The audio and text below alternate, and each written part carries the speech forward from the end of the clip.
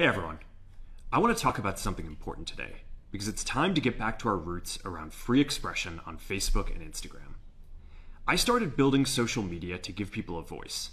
I gave a speech at Georgetown 5 years ago about the importance of protecting free expression, and I still believe this today.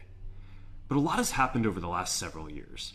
There's been widespread debate about potential harms from online content. Governments and legacy media have pushed to censor more and more.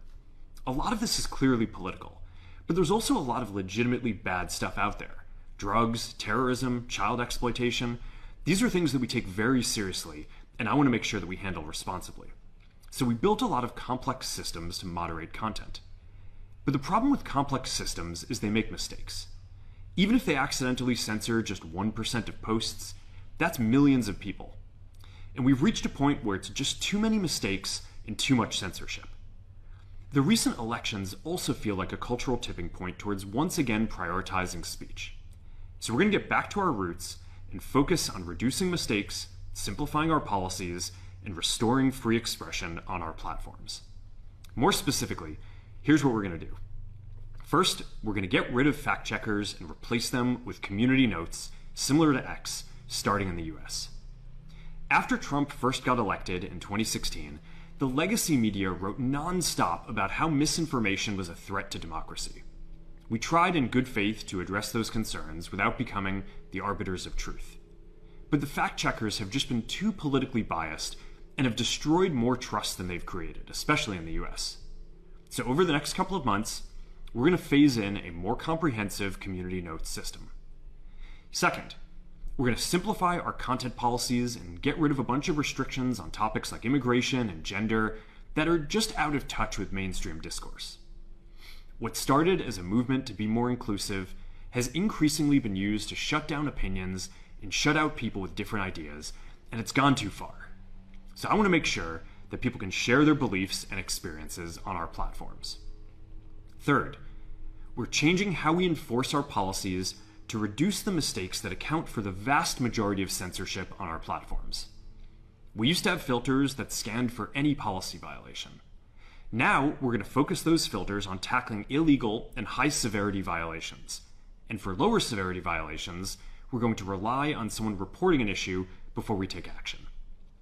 The problem is that the filters make mistakes, and they take down a lot of content that they shouldn't. So by dialing them back, we're going to dramatically reduce the amount of censorship on our platforms.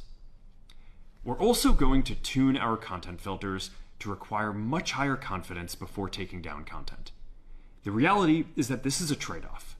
It means we're going to catch less bad stuff, but we'll also reduce the number of innocent people's posts and accounts that we accidentally take down.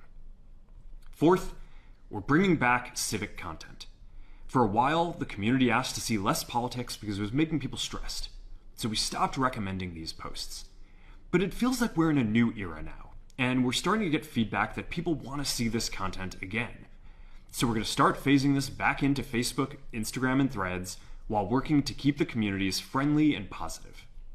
Fifth, we're going to move our trust and safety and content moderation teams out of California, and our US-based content review is going to be based in Texas. As we work to promote free expression, I think that it will help us build trust to do this work in places where there is less concern about the bias of our teams. Finally, we're going to work with President Trump to push back on governments around the world that are going after American companies and pushing to censor more. The US has the strongest constitutional protections for free expression in the world. Europe has an ever-increasing number of laws institutionalizing censorship and making it difficult to build anything innovative there. Latin American countries have secret courts that can order companies to quietly take things down.